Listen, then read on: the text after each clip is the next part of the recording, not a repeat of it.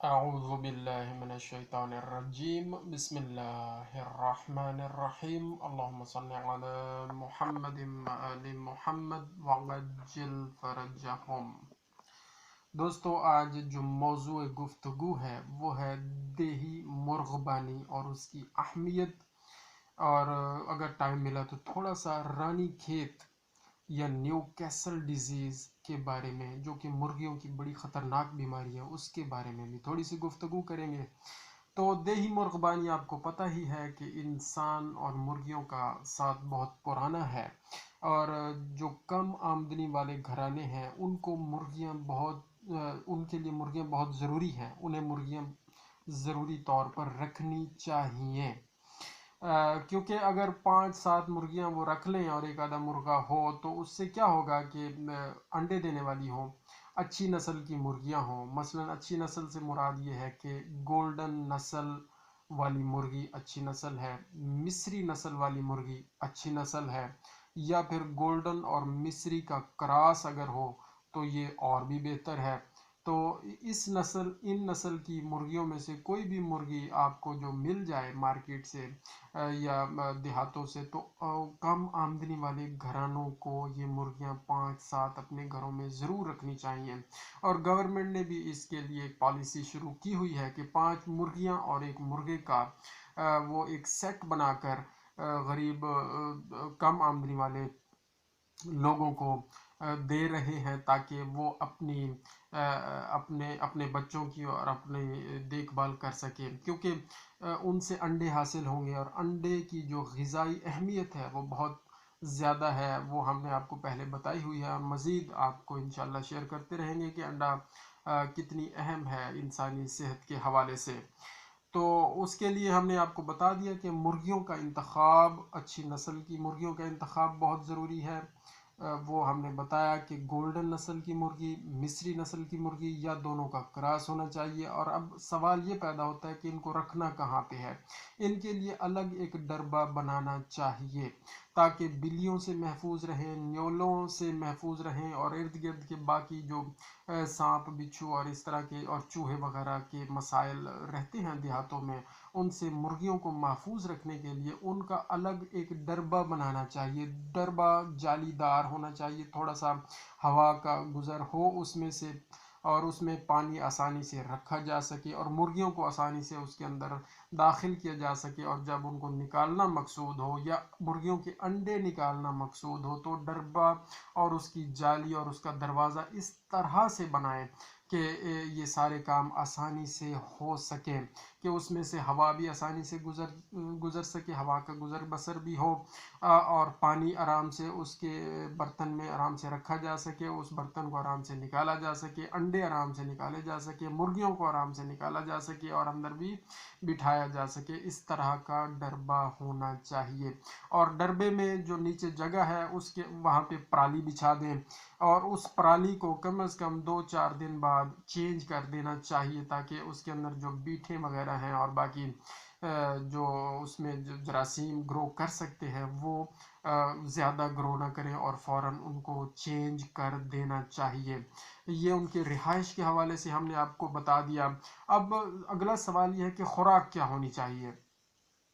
عام طور پر جو دیسی مرغیاں اور دیہاتوں میں جو عام دیہی مرغبانی کے حوالے سے خوراک ہے، وہ یہ ہے کہ گندم کا دلیا بطور خوراک استعمال کیا جا سکتا ہے، مکئی کا دلیا بطور خوراک استعمال کیا جا سکتا ہے، اور ویسے باورچی خانے میں جو چھوٹی موٹی جو باقیات ہیں، جو سبزیاں بچ جاتی ہیں، ان کے چھلکے بچ جاتے ہیں، خاص طور پر پالک انڈے دینے والی مرغیوں کے لیے بہت ہی بہترین چیز ہے، اس سے انڈوں کی پیداوار میں اور زرخیزی میں اضافہ ہوتا ہے، اور انڈوں کے چھلکوں میں مضبوطی آتی ہے، اور انڈے بہت اچھے صاف ستھرے مرغیاں دیتی ہیں۔ تو یہ جو سبزیاں ہیں، سبزیوں کی باقیات ہیں، اور چھوٹے چھوٹے جو ٹکڑے بچ جاتے ہیں روٹیوں کے، ان پہ ہی کافی بہترین گزارا ہو جاتا ہے 5-7 مرغیاں کا۔ اچھا، مرغیاں زیادہ ہوں گی تو ظاہر ہے آپ نے اس حساب سے خوراک دینی ہے، تقریباً 30 گرام، ہاں جی، صبح اور شام 30 گرام دلیا گندم کا یا مکئی کا دینا چاہیے، اگر آپ کے پاس ایک سیٹ موجود ہے۔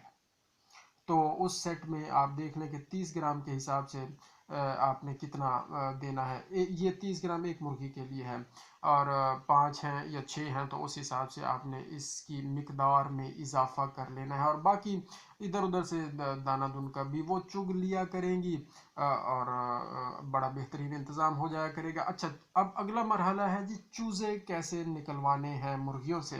ज़ाहिर है मुर्गियां सिर्फ 5 या 6 या 8 या 10 नहीं रखनी, उनमें इजाफा भी करना है ताकि मुआशी तौर पर कुछ और बेहतरी आए। तो सबसे पहले हमने अंडों को सिलेक्ट करना है जिससे हमने चूजे निकलवाने हैं। सिलेक्ट करने का मतलब यह है कि वो अंडे जो कि कम अज़ कम या ज़्यादा से ज़्यादा 1 हफ्ता तक पुराने हों, वो हमने रखने हैं चूजे निकलवाने के लिए। 1 हफ्ते से ज़्यादा पुराने अंडे चूजे निकलवाने के लिए ना रखें, ये नोट कर लें, नंबर 1। नंबर 2, वो अंडे वो सिलेक्ट करें जिनका छिलका मजबूत हो। मजबूत छिलके वाले अंडे सिलेक्ट करने चाहिए चूजे निकलवाने के लिए। नंबर 3, अंडे जिनके ऊपर सफाई हो। जो जाहिर है जब आप अंडे कलेक्ट करेंगे उनके अंदर बीट भी लगी हो सकती है, बाकी को गंद खराबा लगा हुआ हो सकता है, तो उसको फौरी तौर पर साफ कर लेना चाहिए। तो साफ अंडे हमने सिलेक्ट करने हैं चूजे निकलवाने के लिए। और सबसे अहम बात और जो पहले नोट रखनी है वो ये है कि अंडे हमेशा वो सिलेक्ट करने हैं चूजे निकलवाने के लिए जो अंडे मुर्गों की मौजूदगी में मुर्गियों ने दिए हैं। जाहिर है अगर मुर्गा मौजूद नहीं है और वो अंडे दे रही हैं मुर्गियां, तो उससे चूजे नहीं निकलेंगे।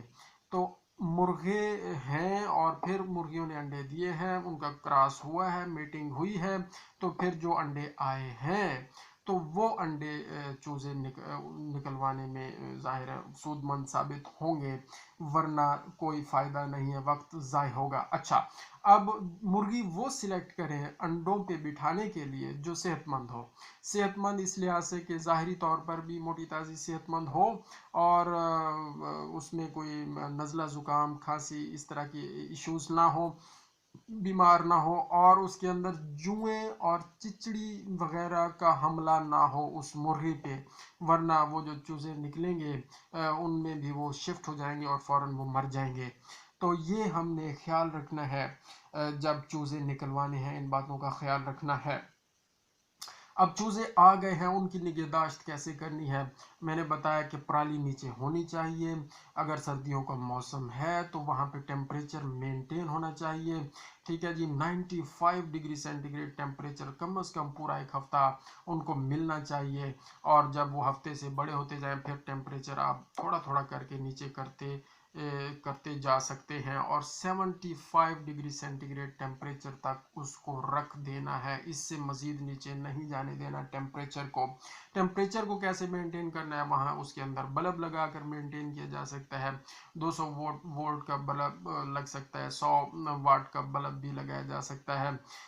तो इस तरह ये टेम्परेचर मेंटेनेंस है। और एक थर्मामीटर दस्तयाब होता है, अवेलेबल है मार्केट में, वो हम रख के उसका टेम्परेचर उस डरबे का इर्द गिर्द के माहौल का नोट कर सकते हैं कि अब कितना टेम्परेचर है। और पानी जो हमने उनको देना है वो फ्रेश वाटर देना है। फ्रेश वाटर से मुराद ये है कि ताज़ा पानी हो, जो ठंडा नहीं होना चाहिए। खड़ा हुआ पानी मुर्गियों को या उनके चूज़ों को बिल्कुल नहीं देना। और जब हम बाहर मुर्गियों को और चूज़ों को निकालते हैं तो मौसम देख कर निकालना है कि बहुत ज़्यादा सर्दी में या बहुत ज़्यादा गर्मी में उनको ऐसे खुला नहीं छोड़ देना है, नहीं तो वो बीमार हो जाएंगे। तो ये उनकी निगहदाश्त के हवाले से हमने बात की। और सबसे अहम बात यह है कि जब चूज़े आ गए हैं तो 1 हफ्ते के अंदर अंदर 5 से 7 दिन की उम्र में चूज़ों की आंखों में रानी खेत के कतरे ज़रूर डालें। ये पहली हिफाजती वैक्सीन होती है। ये न्यू कैसल डिजीज़ के ख़िलाफ़ या रानी खेत की बीमारी के ख़िलाफ़ ये खुद वैक्सीन है, उसका नाम ही रानी खेत है। ये आंखों में कतरे डालने पड़ते हैं, तो चूज़ों की आंखों में कतरा ज़रूर डलवाएं इस वैक्सीन का। और जब वो 21 दिन के हो जाएं तो दोबारा रानी खेत लासोटा की जो वैक्सीन है, रानी खेत लासोटा, वो पानी में हल करते हैं। और पानी में हल करने के बाद वो चूज़ों को पिलाएं और मुर्गी को भी पिलाएं।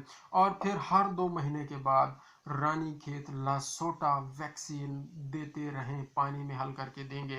अगर इंजेक्शन फॉर्म में वैक्सीन अवेलेबल है तो वो भी की जा सकती है, लेकिन बेहतर यह है कि रानी खेत लासोटा पहले 7 दिन की उम्र में दें, फिर 21 दिन की उम्र में दें, फिर हर 2 महीने के बाद दें। ये शेड्यूल याद रख लें, ये आपके मुर्गियों को और उनके चूज़ों को, आपकी मुर्गियों और चूज़ों को रानी खेत की बीमारी से महफूज रखने का बेहतरीन ज़रिया और यही वाहिद ज़रिया है। क्योंकि ये रानी खेत बड़ी ख़तरनाक बीमारी है। इससे क्या होता है कि जब मुर्गियाँ मर जाती हैं, 90% अमवात हो जाती हैं। अब थोड़ी सी बात कर लेते हैं रानी खेत पर भी। रानी खेत एक वायरस की बीमारी है, वायरस की वजह से होती है और बहुत जल्दी एक मुर्गी से दूसरी मुर्गी को लगती है, और इसी तरह जितनी भी मुर्गियां हैं वो इस बीमारी में मुब्तला हो जाती है और 90% मुर्गियां मर जाती हैं इस रानी खेत की बीमारी की वजह से। अगर सही टाइम पर उन चूज़ों की और मुर्गियों की वैक्सीन नहीं की गई, इन टाइम वैक्सीन नहीं की गई और प्रॉपर वैक्सीन नहीं की गई, जो तरीका है वैक्सीन करने का वैसे नहीं की गई, तो क्या होगा कि 90% अमवात हो जाती हैं। हम थोड़ा सा आपको बता देते हैं कि रानी खेत की बीमारी की अलामात क्या क्या हैं। चूज़ों में भी यही अलामात होती हैं और चूज़ों में कुछ ज़्यादा सवियर अलामात ज़ाहिर होती हैं, और बड़ी उम्र की मुर्गियों में रानी खेत की बीमारी की अलामात भी ज़ाहिर होती हैं। ये यकसां ये वायरस ख़तरनाक है चूज़ों के लिए भी और बड़ी उम्र की मुर्गियों के लिए भी। होता क्या है, सबसे पहले स्नीजिंग होती है, ज़ुकाम होता है, खांसी होती है, मुर्गी को छींकें आती हैं और गले से खरखराहट की आवाज़ आती है और एक ख़ास किस्म की आवाज़ आती है, सांस तकलीफ़ से लेती है, मुर्गी हो या चूज़ा हो। और चूज़ा है तो छोटी उम्र का है तो उसमें ये ज़्यादा सीवियर होगा मसला, सांस लेने का अमल बड़ा मुश्किल होगा, दुश्वार होगा, और मुर्गी मुंह खोल के सांस लेगी और उसकी चोंच खुली रहेगी और आँखों से पानी बहेगा, नाक से पानी बहेगा, मुंह से भी, ये चोंच से भी पानी निकलेगा। तो ये अलामात है रानी खेत की। और चूज़ा हो या मुर्गी हो, सुस्त हो जाएगा, ऐसे चलेगा कि जैसे कोई नशाई चलते हैं, ऐसे स्टैगरिंग गेट होगी। आप समझ रहे हैं ना, ये मैं ठेठ बता रहा हूँ ताकि आपको समझ आए। इसके बाद क्या होगा, उसकी बीट पे गौर करें, सब्ज रंग की बीट होगी। न्यू कैसल डिजीज़ या रानी खेत की बीमारी की अलामतों में अहम तरीन अलामत और कन्फर्मेटरी अलामत यह है कि बीट सब्जी माइल होगी, सब्ज रंग की होगी, चूज़ों में भी और बड़ी उम्र की मुर्गियों में भी ये अलामत ज़्यादा ज़ाहिर होती है। और क्या होता है कि ये बीमारी, ये जो वायरस है, ये निज़ाम इन्हज़ाम पे असर करता है, डाइजेस्टिव सिस्टम पे, और इसके निज़ाम तनफ़ुस पे असर करता है, यानी सांस लेने के निज़ाम पे, फेफड़ों पे, और रिप्रोडक्टिव सिस्टम जो है मुर्गी का, यानी जो अंडे देने का जो निज़ाम है उस पे इस वायरस का ज़्यादा असर होता है। वैसे तो पूरा जिस्म ही इन्वॉल्व होता है, लेकिन ये 3 निज़ाम बहुत ज़्यादा मुतासर होते हैं, और नतीजतन अगर सही प्रॉपर वैक्सीन नहीं की गई और क्यूरेटिव मेजर्स अडॉप्ट नहीं की गई और प्रिवेंटिव मेजर्स अडॉप्ट नहीं की गई तो फिर बहुत ज़्यादा नुकसान हो जाता है। और अक्सर हमारे देहातों में अब मैंने पता किया और सर्वे किया है और लोगों से पूछा है, कम हो गया है ट्रेंड, मुर्गियां कम रखते हैं, वो कहते हैं जी मर जाती हैं। होता क्या है कि वो प्रॉपर वैक्सीन करवा नहीं रहे होते, और जब वो खुदा न खास्ता एक हवा चलती है इस वायरस की बीमारी की, तो वो फिर फ्लॉक के फ्लॉक और काफ़ी सारा नुकसान पूरे देहातों में हो जाता है। और फिर उनका वो जो है ना, जो दिल होता है, जो जो दिल से उनकी ख्वाहिश होती है मुर्गियां रखने की, पालने की, वो मांद पड़ जाती है। तो बेहतरीन मैं आपको बता रहा हूँ कि रानी खेत का हिफाजती टीका लगवाएं, टीका भी अवेलेबल है, या हाँ, लसोटा वाली अगर वैक्सीन दस्तयाब है तो वो पानी में हल करके दी जाएगी। शेड्यूल मैंने बताया, 1 हफ्ते की उम्र की चूज़ों को आँख में कतरा डालेंगे पानी वाला, वही रानी खेत की लसोटा वाला हिफाजती वैक्सीन का। 21 दिन की उम्र में दोबारा उसे पानी में मिक्स करके दिया जाएगा मुर्गियों को, और फिर हर 2 महीने बाद रानी खेत लसोटा हिफाजती वैक्सीन दी जाएगी। इस शेड्यूल पे अमल करें, आपकी मुर्गियां इंशाल्लाह महफूज रहेंगी। बाकी भी बीमारियों के खिलाफ वैक्सीन दस्तयाब हैं, वो भी करवानी चाहिए, लेकिन ज़्यादा ख़तरनाक मसला इस रानी खेत का होता है। تو اس پہ زیادہ توجہ دینی چاہیے۔ اگر ہم یہ چھوٹی چھوٹی باتوں پر عمل کرنا شروع کر دیں، ہمارے دیہاتوں میں ہمارے لوگوں کی معیشت مضبوط ہو جائے گی، خوشحالی آ جائے گی، امن آ جائے گا، محبت آ جائے گی۔ جزاک اللہ خیرہ۔ اللہم صلی علی محمد و آل محمد وعجل فرجہم۔